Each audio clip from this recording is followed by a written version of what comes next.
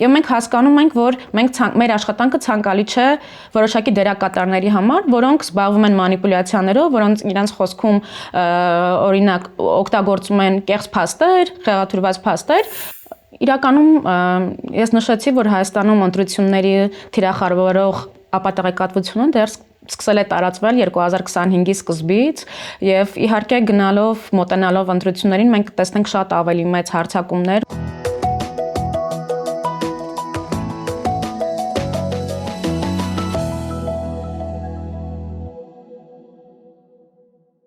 Բարև ձեզ, Գրադարանում այսօր զրուցում ենք Civilnet-ի փաստերի ստուգման թիմի խմբագիր Անի Գրիգորյանի հետ, ողջույն Անի։ Ողջույն եղամ։ Այսօր ապրիլի 2-ն է փաստերի ստուգման միջազգային օրը կամ փաստերի ստուգման լրագրության միջազգային օրը, պետք է իրար շնորհավորենք։ Եվ խոսենք Հայաստանում փաստերի ստուգման թեմայով, փաստերի ստուգման լրագրության թեմայով։ Խոսակցությունները շատ են, երևի հենց այդտեղից սկսենք, որ փաստերի ստուգման լրագրությունը ոչ այդքան էֆեկտիվ է դարձել։ Ինքը բավականաչափ ազդեցիկ չէ հասարակությանը պաշտպանելու համար եւ ավելի փոքր լսարան ունի եւ պետք է հասկանալ ինչ անել, թե որպեսզի այնտեղ հասնի։ Այսինքն ընդհանրապես էֆեկտիվ համարում եք փաստերի ստուգման լրագրությունը որպես ժանր։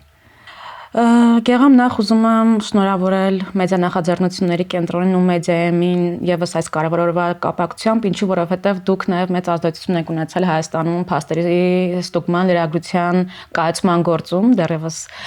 սկսած 10 տարի առաջ, եթե չեմ սխալվում, կարևոր է սրա մասին նշելը, ու ինչ վերաբերում է փաստերի ստուգման էֆեկտիվությանը, այս մասով շատ կարծիքներ կան, բայց կան նաև գիտական ապացույցներ, որոնք հակառակի մասին են խոսում։ Վերջերս մեր գործընկերները Իսպանիայից, Մալտիդա կազմակերպությունը մեծ հետազոտություններ տարածել, որտեղ իրենք ուսումնասիրել են, թե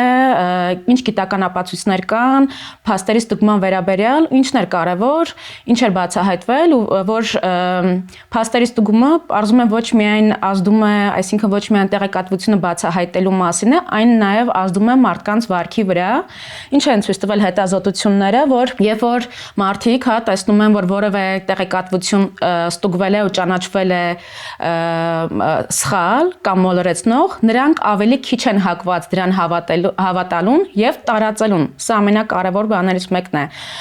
Կարծում եմ, որ նույնիսկ այն դեպքում այն թերահավատ մարդիկ, որոնք օրինակ չեն հավատում փաստերի ստուգմանը, դրա կարևորությանը կամ դրա էֆեկտիվությանը, նրանք նույնպես երբ որ տեսնում են օրինակ պիտակներ սխալ, տեղեկատվության վրա սխալ, մոլորեցնող,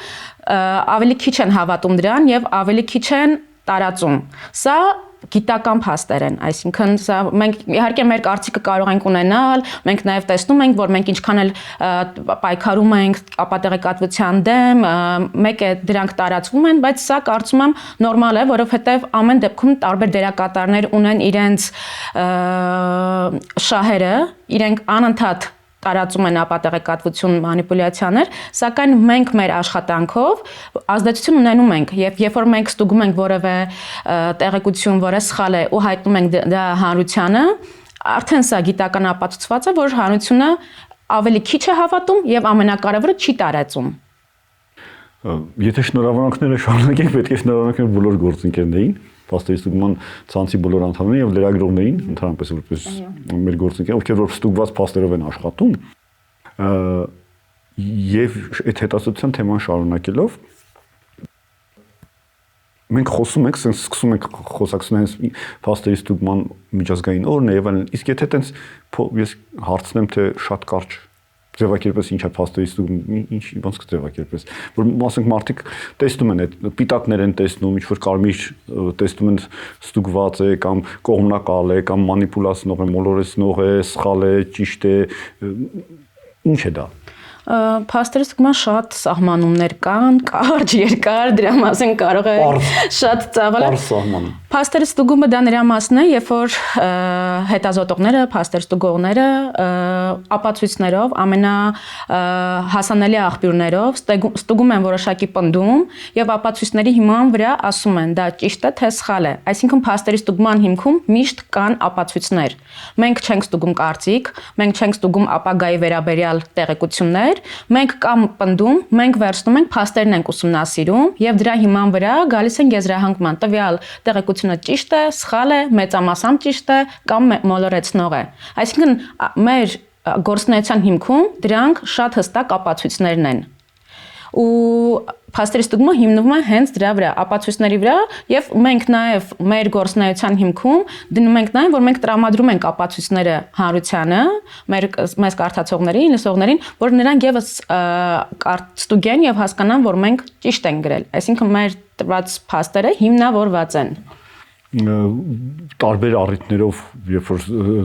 մեր աշխատանքի մասին զրույցներ ենք ունենում շատ տարբեր մարդկանց հետ, հասարակության տարբեր շերտերի, նաև ասում են կարող եք դուք այսպես ճշմարտության վերջնական այսպես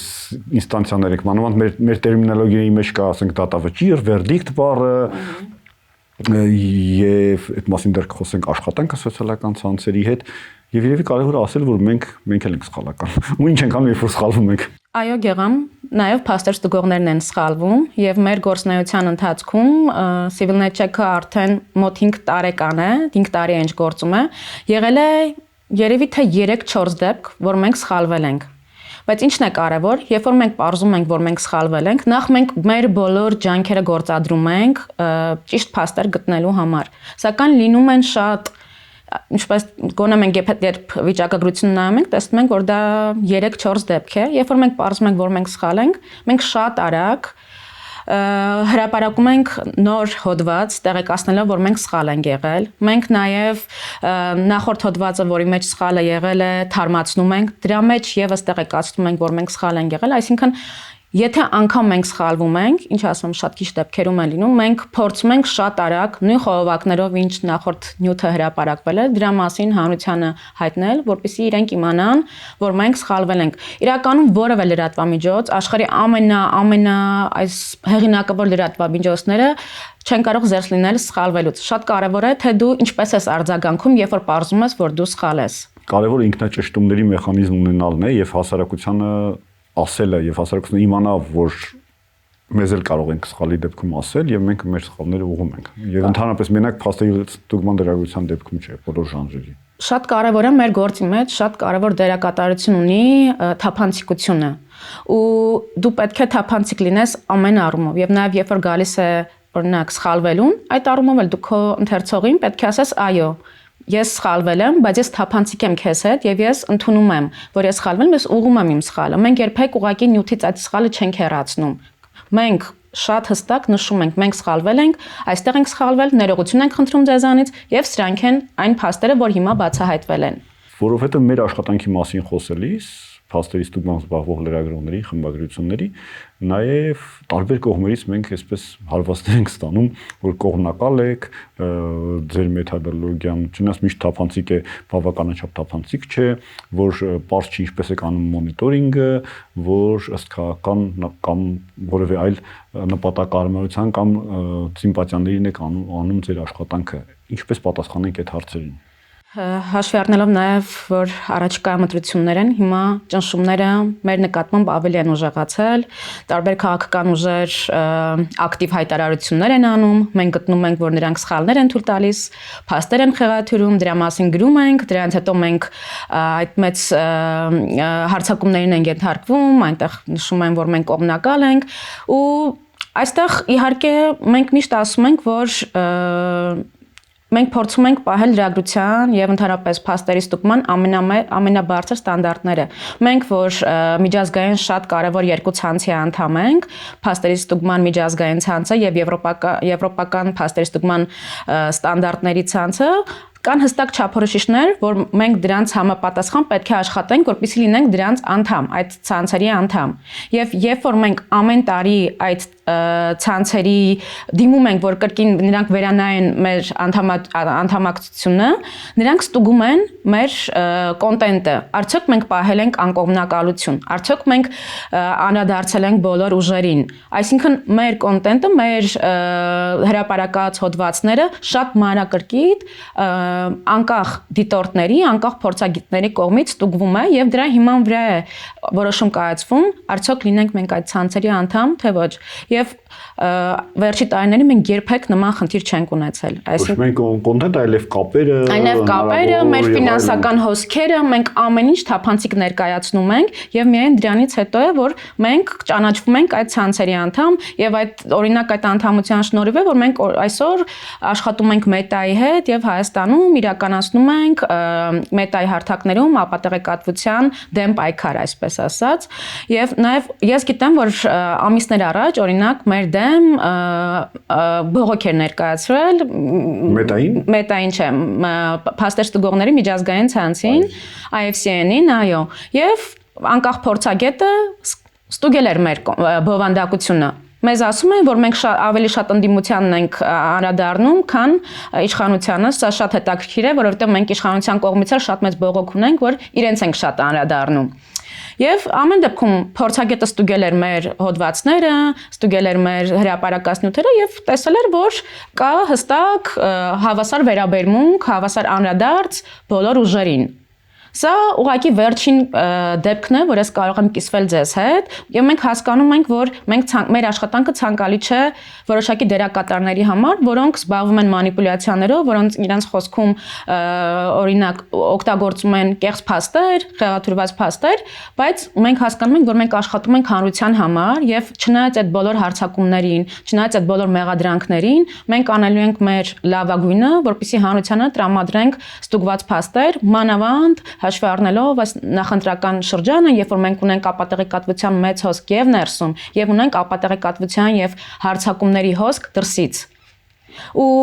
օրինակ ես ցանկանայի խոսել նույն դրսից եկող ապատեղեկատվության մասին, արդեն 2025 թվականի սկզբից մենք նկատեցինք, որ տարբեր հարցակումներ կան Հայաստանի վրա, դա ոչ թե ներսի դերակատարների կողմից էին, դա դրսից էր, այն սխեմաներն էին, որ օգտագործվել են նաև այլ երկրներում, դա կլինի Մոլդովայում, դա կլինի եվրոպական տարբեր երկրներում ընտրություններից առաջ, եւ սկզբից օրինակ այդ ապատեղեկատվությունները, կեղծ հետաքննություններ, կեղծ տարբեր պնդումներ հայտնվում են հայկական մեդիա դաշտում։ Շատ արագ։ Երբ որ մենք սկսեցին, դուք, մեր մյուս գործընկեր փաստեր ստուգողները սկսեցին գրել դրա մասին եւ սկսեցին սխեմաների մասին խոսել, սկսեցին խոսել դերակատարների մասին, որոնք օգտագործվում են այս ընթացքում հենց Հայաստանի դեմ, որոնք նախկինում օգտագործվել են այլ երկրներում, մենք հիմա ինչ ենք նկատում, որ այդ ապատեղեկատվության մեծ հոսքը, որ էլի կա դրսից, այդ հարցակումները կա, բայց դրանք չեն գալիս հայկական մեդիա դաշտ եւ սա կարծում եմ, որ հենց փաստեր ստուգողների աշխատանքի արդյունքն է,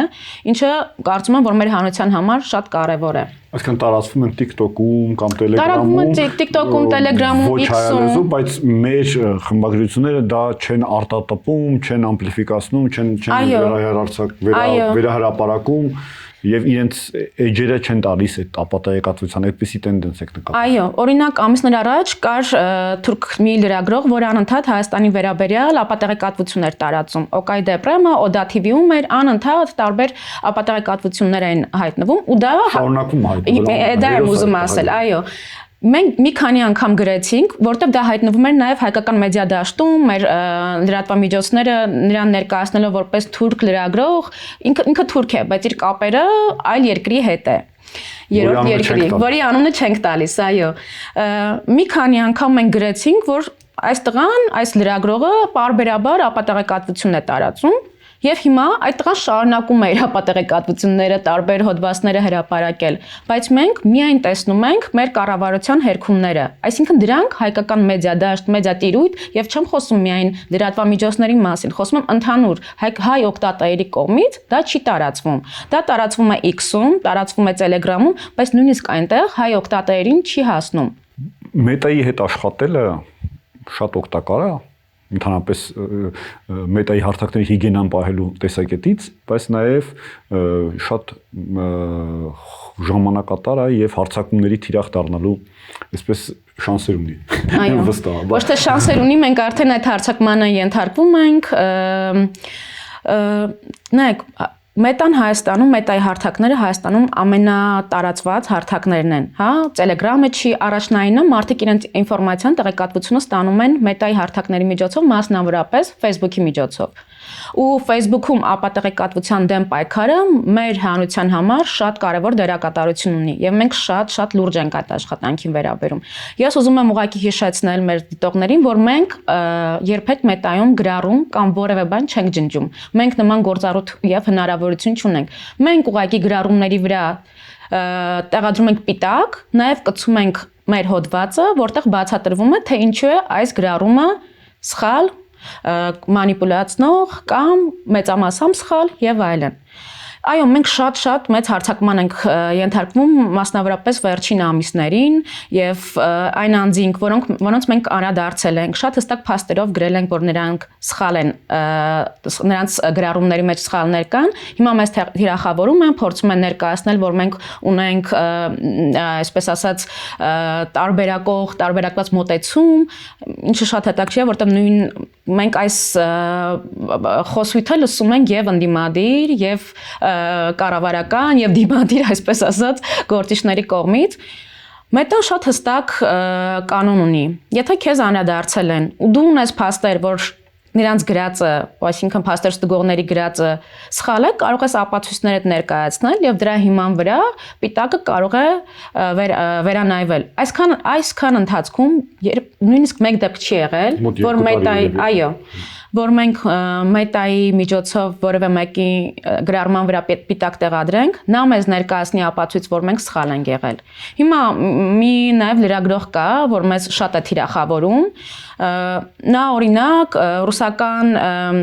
շատ հայտնի հիմնադրամի, որը կապվում էր Պրիգոժինի հետ, հետաքննությունը, որը այս ընթացքում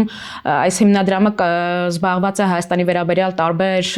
ապատեղեկատվությունների տարածմամբ, նույնիսկ նրանք AI-ով ստեղծված քահանային բաներել, հոդվածի մեջ ներառել, որը պատմում էր, որ Հայաստանում իրեն խոշտագումների են ենթարկել, AI-ով ստեղծված։ Տվյալ անձը, օրինակ, այդ հիմնադրամի հետաքննությունը ներկայացրել էր որպես ամերիկյան հետաքննական հարթակի հետաքննություն։ Ու դրա հիման վրա տարբեր օրինակ պնդումներ արել։ Տվյալ անձը հիմա բողոքում է մեր դեմ, որ մենք իր նկատմամբ ինչ որ մոտեցում ունենք, չէ, մենք որևէ մեկի նկատմամբ մոտեցում չունենք։ Մենք մոտեցում ունենք ընդհանրապես ապատեղեկատվության նկատմամբ, այսպես ասած, ու մեր ճակերտավոր թիրախում են Հայաստանում շատ մեծ խնդիր համարվող օրինակ այդ սունկ կայքերը, որոնք տարածում են տարբեր, այսպես ասած, խնդրահարույց կոնտենտ, որոնք մոլորեցնում են մարդկանց, որոնք շատ մեծ իրականում տարածում են, միգուցե օրինակ սովորական օգտատերին հասանել չեն, բայց կա մի խումբ, որոնց ֆիդում, այսպես ասած, որոնց պատին անընդհատ նման խնդրահարույց հոդվածներ են, ապակողմնորոշող, որոնք ուղղակի նպատակ ունեն, որ այդ մարդիկ բացեն հոդվածները եւ նրանք ստանան գովազդներից գումարներ։ Ուրեմն մեր գործը շատ ավելի մեծ է, մենք կարծում եմ, որ շատ կարևոր դերակատարություն կա այս առումով, հաշվի առնելով, որ նաև Մետան Հայաստանում, Facebook օրինակ Հայաստանում ամենամեծ տարածում ունեցող սոցիալական ցանցն է։ Instagram-ն էլ բավական։ Instagram-ն էլ, այո, բայց քաղաքական կոնտենտը շատ ավելի շատ Facebook-ում է, այդ մասով եմ նշում։ Տարիների ընթացքում փաստեստուգող լրագրողի աշխատանքը դժվարացել է թե հեշտացել, բարդացել։ Ոնց է կեցել, տարիների մեջ նայենք մեր աշխատանքը։ Իրականում մենք ունենք շատ մեծ մարտահրավերներ կապված օրինակ արհեստական բանականության հետ, գործիքները զարգանում են, տարիներ առաջ արհեստական բանականությամբ ստեղծված բովանդակությունը շատ վատն էր, շատ միանգամից օրինակ նույն deepfake-երի դեպքում միանգամից հասկանալի էր, որովհետև շրթունքների հատվածում կամ մնաց ձայնի հատվածում այդքան կատարյալ չէր, գնալով դա ավելի կատարյալ է դարձել եւ AI-ով ստեղծված բովանդակության մասով մենք իհարկե մեզ համար ավելի դժվար է, որովհետև դրանք նաև բացահայտող գործիքները այդքան էլ օգտակար չեն, որովհետև միշտ չէ, որ ճիշտ պատասխաններ ենք ստանում։ AI մասով ունենք մարտահրավերներ, բայց նաև ինձ թվում է, որ տարիների ընթացքում նաև մենք մեր հմտություններն ենք ավելի զարգացրել եւ արդեն օրինակ Հայաստանում փաստերի ստուգման լրագրությունը կարող ենք ասել, որ կայացած է եւ դաշտում առկա են շատ արժեքավոր կազմակերպություններ, խմբագրություններ, որոնք կարողանում են հնարավորինս գործադրելով իրենց ջանքերը հանրության համար օգտավետ աշխատանք անել։ Քան նաև փորձում ենք իրար հետ համագործակցել եւ ավելի լայնացնել մեր հնարավորությունը իրար օգնելով, ունենալով համագործակցության ցանց։ Այո, սա էլ մեր կարծում եմ հաղթանակներից մեկն է, որ մենք կարողացել ենք փաստեր ստուգող կազմակերպություններով ստեղծել Հայաստանում ցանց եւ ունենք մեծամասամբ համագործակցային հարաբերություններ եւ նաեւ ընտրություններից առաջ ենք մեր ջանքերը միավորում, որպեսզի շատ ավելի արագ, շատ ավելի համապարփակ ձևով կարողանանք այս ապատեղեկատվություններին դիմակայել, սա իհարկե շատ կարեւոր է բոլորիս համար։ Որովհետեւ խոսում ենք տոնի մասին, բայց կարծում եմ եւ այդ աշխատանքի մասն եմ ուզում վիզրափակելով խոսել, ընտրություններին ընթരാճ ինչքան մոտիկ մեր աշխատանքը երևի այդքան ավելի ժամանակատար ու ավելի բարդացող։ Իրականում ես նշեցի, որ Հայաստանում ընտրությունների թիրախավորող ապատեղեկատվությունը դեռ սկսել է տարածվել 2025-ի սկզբից եւ իհարկե գնալով մոտենալով ընտրություններին մենք տեսնենք շատ ավելի մեծ հարձակումներ, մեկ անկնկալում ենք իհարկե, որովհետեւ նույն 2021 թվականի ընտրություններին ենք մենք մեծ հարձակումներ տեսել եւ իհարկե հիմա էլ հաշվի առնելով նաեւ տեխնոլոգիաների զարգացումը հաշվի առնելով թե ինչ քաղաքական ուժեր են ներկայում ներգրաված, հա, ընտրություններում, ինչ մեդիա ռեսուրսների են նրանք տիրապետում, ինչ գումարներ են օրինակ ծախսում տարբեր հարթակներում, կարող ենք սպասել, որ մեզ շատ դժվար, շատ մարտահրավերային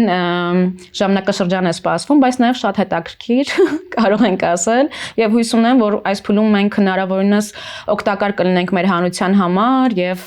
կկարողանանք նրանց անընդհատ ապահովել ստուգված եւ ճիշտ տեղեկատվությամբ, որպեսզի նրանք ընտրությանը մասնակցեն հիմնվելով ճիշտ փաստերի հիման վրա։ Շնորհակալություն զրույցի համար։ Շնորհակալություն։